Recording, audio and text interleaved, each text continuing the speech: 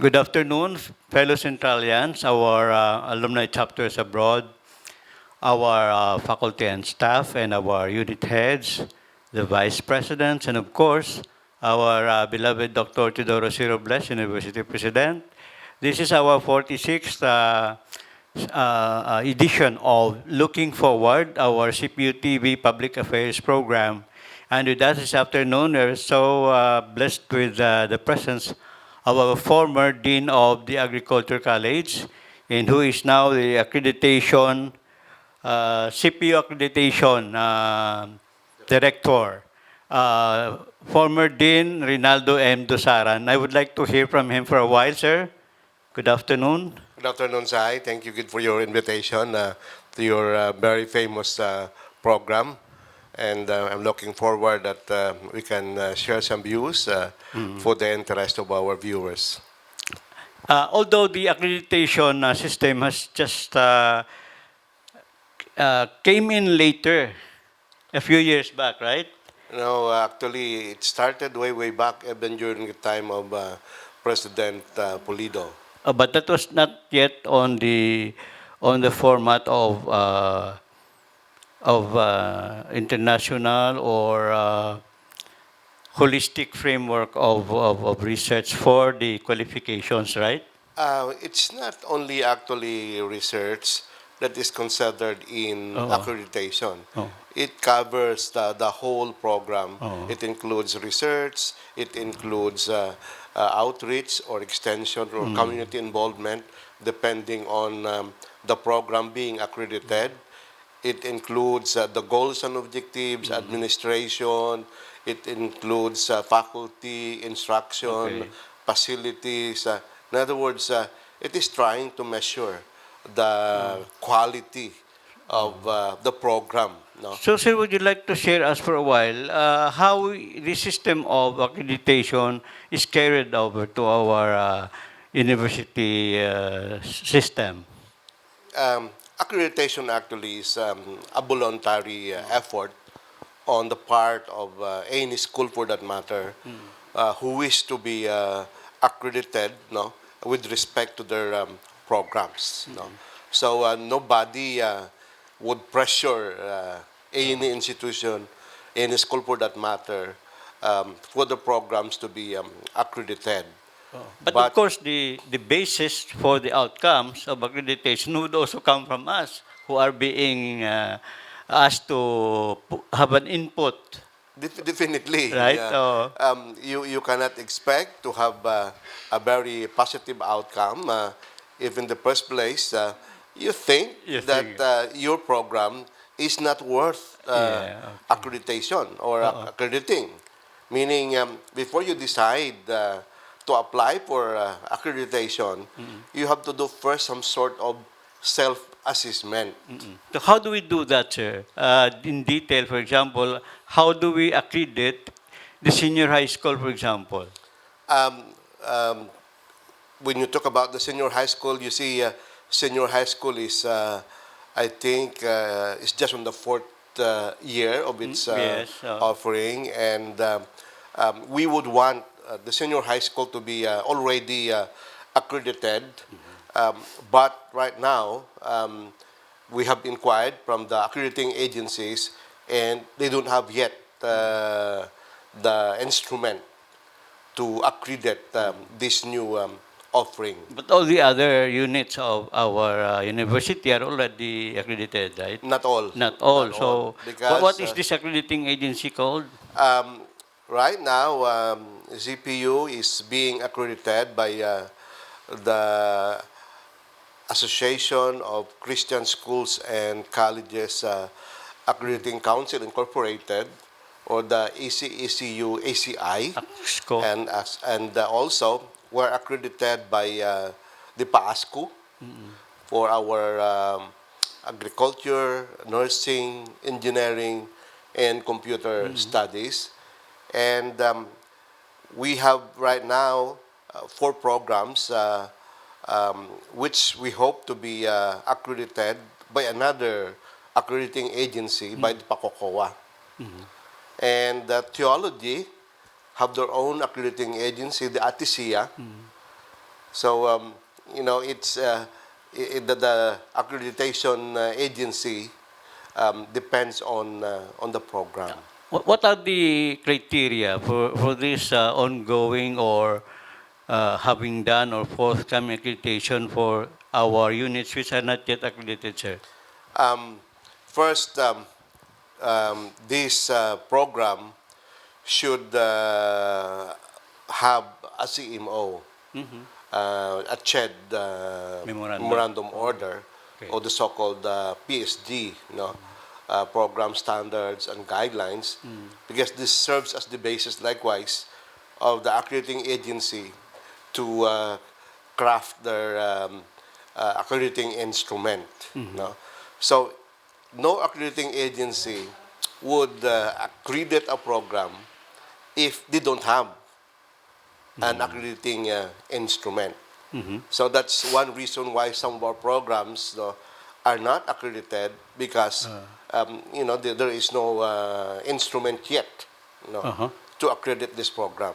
Are they entirely applied to similarly or the same accreditation requirements with other schools also? Um, yes, because the standard or the instrument would apply to same programs regardless of the school which are offering these programs. And on the other hand, Dr. Dusaran, I am thinking that this rewards, let's just call it rewards, the Center of Accreditations, the Center of Excellence, are these the upshots of our accreditation process?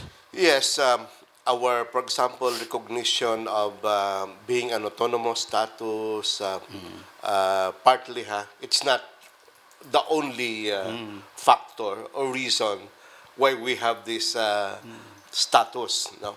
But partly because of accreditation. No? Like, for example, our autonomous status accreditation plays a big role, no, on the earning of points. No?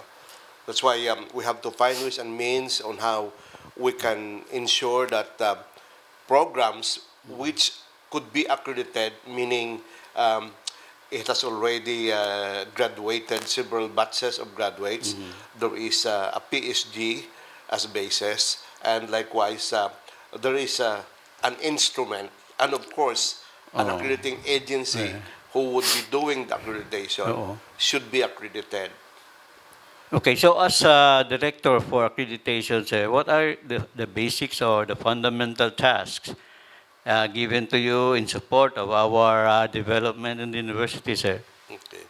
So, as uh, the director for accreditation of the university, my role is to coordinate with the different colleges um, in terms of their efforts towards accrediting their respective programs. You see, I cannot do it myself. Yes. The initiative has to come from the different colleges. No?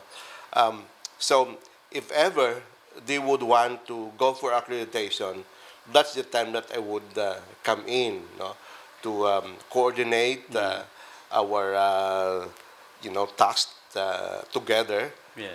to ensure that the necessary processes, no, the necessary requirements, no, is being followed up to the time of the actual visit for accreditation. How do you collect the facts or data for your use in making this requirement?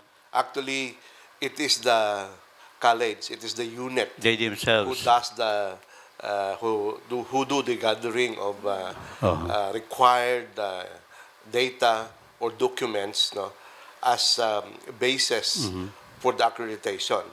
You see, um, based on the self-survey instrument given by the accrediting agency prior to the visit, they have likewise to consider the securing of evidences.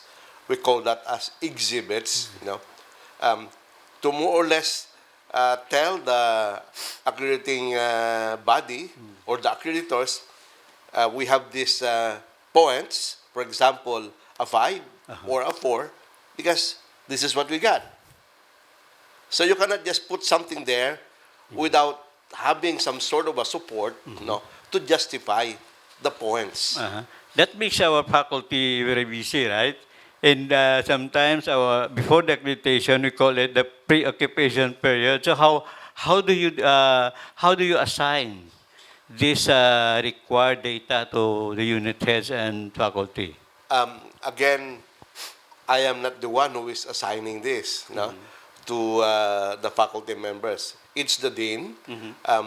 So, for example, there would be a committee who would be handling research. So, it is possible that the dean would ask the research coordinator to act as the chair of the committee, Okay. and likewise involve the research director of the university and some faculty members to be a part of the committee, and even some students, 2 or 3 students. Okay. So here comes ISO. I really sometimes look at it as a cousin or a brother. Looks like the same. We hear it like the same. So uh, how is it related, or how does it make our accreditation more effective? This ISO thing. Um, Actually, the documents that we are preparing in support of the requirements for ISO accreditation could be the same documents that we use to support our program accreditation process. Because it's not possible that you are trying to present a different set of documents that's it. for the same area that is being evaluated Oh. on 2 different or 3 different bodies who is trying to look at your programs. So with ASCO, what else? AXCO. How does it help the ISO? I mean, how does it make the AXCO and PASCO and CPU very effective? Well, actually, this is in relation to, if you look at ISO, we have this continuing improvement. Okay? So, the same concept is true in voluntary accreditation. No? So, actually, when you submit for accreditation, and if you are the accreditor, you are not looking at the downside Yes, and pin down I understand the that. institution, but you're there to help on how the institution can improve its quality, program-wise. No? So what is lacking, what needs to be improved, so that eventually, the program, can improve quality-wise. That's why you have different levels. Level 1, then after some time, because you have made some improvement, you will be accredited, granted level 2 status, or level 3, or level 4. What are the parameters of the levels? For example, we do not understand, or some of us will never understand, how the levels are determined. It is actually the accrediting agency who determines whether the program is worthy to be granted level 1, level 2, level 3, or level 4 status. In the outstanding are those given the Center for Excellence, like something like that. Center of Excellence is not given by the accrediting agency. Oo. It is granted by CHED. Chad. Uh, Uh-huh. And So, CHED does not likewise grant level 1, level 2, level 3, level 4 accreditation status to any programs. and the CHED is a different body, and they're not Yes. using the facts and data of these other agencies like PASCO and They, they, ISO. they are considering the At result the same thing. of accreditation. Uh-huh. Okay. It's Like for interesting. example, I don't think I have you'll be able to hear a program which is given a Center of Excellence status by CHED, but is only accredited level 1 Okay. by any Wait, accrediting any agency. other criteria? So how many centers of excellence do we have now under your care? Um, by the way, the Center of Excellence is not my own. You were still not the director before. Yeah, and it's not Uh, the so-called mandate mm, of the accreditation office. mm, Um, it is within the program, the college, to work for their Center of Excellence or Center of Development status, of course, with the help of the administration. Are there any impacts with regards to these programs, these agencies, facilitation? What are the impacts with regards to the promotion of our school and our colleges? Well, um, for example, if your school, if your program is granted Center of Excellence status by Yes. CHED, like for example, our business administration and agriculture, then it means something to incoming students because this implies quality, meaning these programs which are accorded Center of Excellence status, no, have the quality, right? So if you're a student and you're aspiring for quality education, where will you go? To a mediocre school, Yes, no, that's which is right. not recognized, That's no. right. But of course, you would want to go to a reputed Accredited. school with a program being granted um, a level of quality status, like a Center of Excellence. Uh, would you mind if I ask if we are paying dues to this AXCO and PASCO like ISO?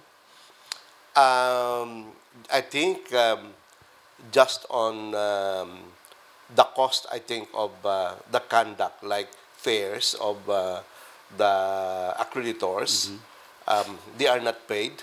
No, Yeah, okay. they are doing it on a voluntary But we basis. spend for the fare, airfares, Fare, accommodation. food, accommodation, all Okay, those things. that's good.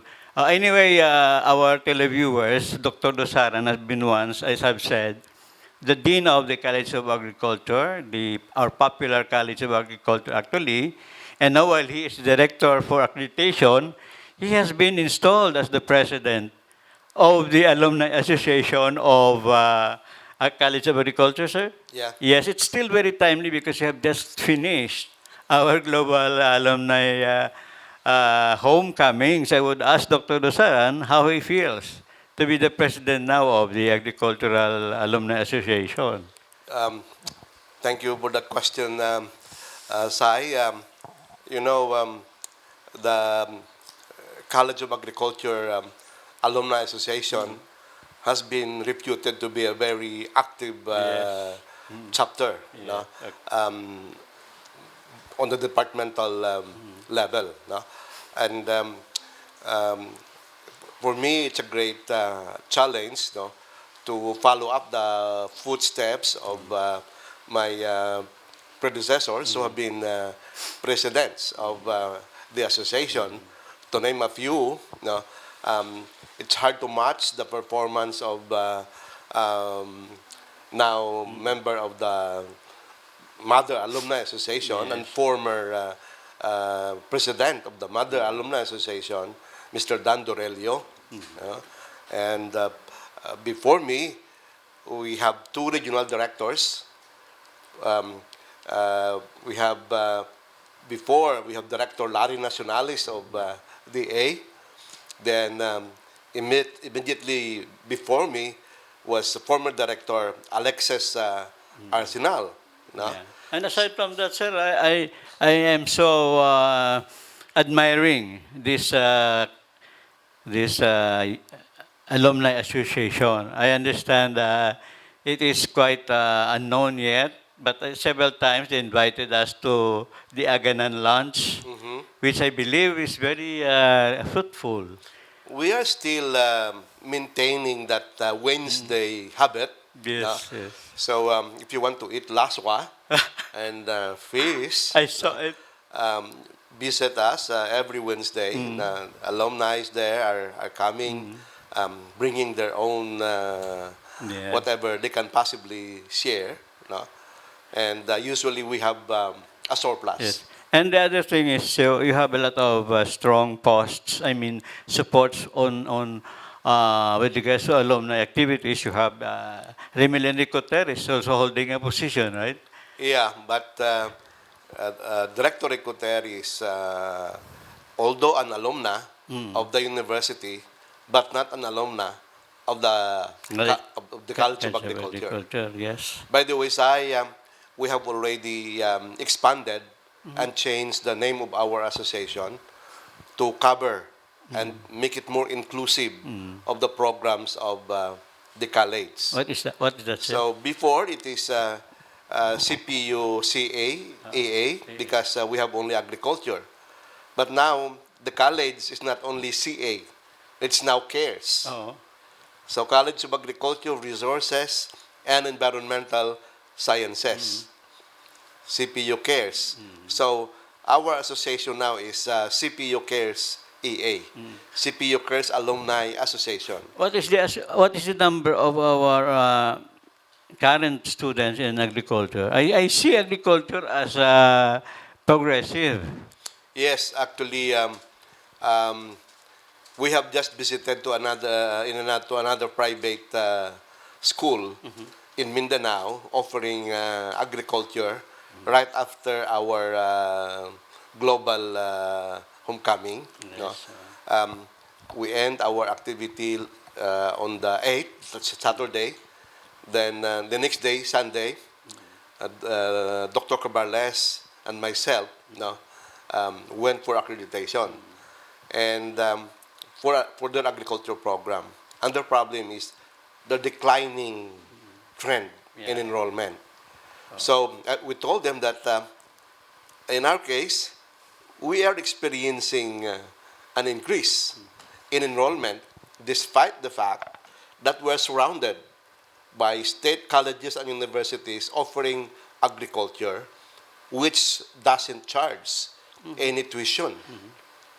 So we wonder why no, this is happening. And I think the obvious reason that we can possibly think of is because of the quality of instruction that we have here in the university, as evidenced by our Center of Excellence status and as evidenced by the recent performance of the college and the agriculture licensure examination. What do you think are the values of the students? Why they aim? Why they choose that or do not choose that? You mean the school? No, I mean the values. It relates to the social awareness. What are these things that Well, why people why students are not enamored with the agriculture sometimes College of Agriculture? um, maybe before you can say that, Oh, but now, no, the trend is has reversed. No, more and more are getting interested in agriculture. so we are progressing. We don't have a decline in enrollment. Yes, Okay. in spite Yeah. of, Okay. as I've said, of those concerns like Uh-huh. free tuition and fees in state colleges and universities, no? And we're surrounded by so many agricultural schools, no? In Panay Island, no? And I think, as I've said, um, the explanation is the quality because now, unlike before during our time, that the board exam is not required. Now there is a board Yeah, exam for agriculture, Oh. and you cannot be appointed as on a regular basis, no, on a permanent basis in a government agriculture position unless you pass the board exam, the PRC board exam for agriculturists. What else? How many segments do we have in the college? Like we also have this agricultural, what is this, engineering? Ah, the programs, you mean, Yes. in the How college? many We have departments? only three programs in Oh, the college. We have the BS in agriculture. oh, We have the agricultural engineering, which is now called biosystems biosystems. engineering, I think. Oh, No? And we have environmental management. only that. Plus, we have a diploma program on um, environmental management and technology, environmental resource management and technology. During my college days, I still hear that animal husbandry, and which I cannot see now. Okay. Now, we used to have majors in animal husbandry, agricultural economics, agronomy or crop science. No? Uh, but we have decided um, when the CMO for agriculture was revised and the board exam was required um, to just grant or to come up with a general curriculum for agriculture. Okay. Because if we do have different majors, Oh. the courses that the students will be taken or taking will be lopsided to their major. So, for example, if you major in animal science, you have so many animal science courses, but you have few courses in the other areas of the board exam. There are 6 areas in the board exam. One is soils, crop science, animal science, crop protection. You have agricultural economics and agricultural extension and communication. I would ask this last question because I think it's very significant for CPU to be engaged with what is fundamental in our society, in our, of course, gutom and Yeah. everything like that. Yeah. So, what are some of your outreach programs or projects which is engaged by our college? In the College of Agriculture right now, we're trying to extend, no, to do extension work based on the result of our cutting edge research. I think this has propelled us to become the center of excellence. We are doing an extensive research in native chicken. And so, based on the result of the different researches in native chicken, no, we are trying to extend that to different LGUs, partnering with government agencies like DSWD. This is really the right approach in extension. Okay. You cannot extend what you don't have. Yeah? But we have so many technologies, research output in native chicken, and this is what we are trying to bring to the community so that we play a significant contribution to communities. Yes. Think of any barangay Uh, which you would want to mention, rural barangay for that matter, and you would see that, households Household. to earn a little bit an income and likewise support Okay. the needs, the protein requirement of the Yes, families would have some native chicken. How would you like to encourage our incoming students for college to enroll in our agriculture programs? Would you like to say something? Well, to those of you who are still looking or wondering what course to take, think of what you can do to solve the problem of food security Yes, and the basic requirement for survival of people. No? And the answer is agriculture. No? Be a part of this group of people who are doing a very noble task of feeding the millions, if not billions, of people. Okay, thank you so much, Dr. Dusaran. You have been giving us a lot of insights. And so there you are. This has been your host, Cyrus Natividad. Let us look forward to another edition of Looking Forward. Thank you and God bless us all.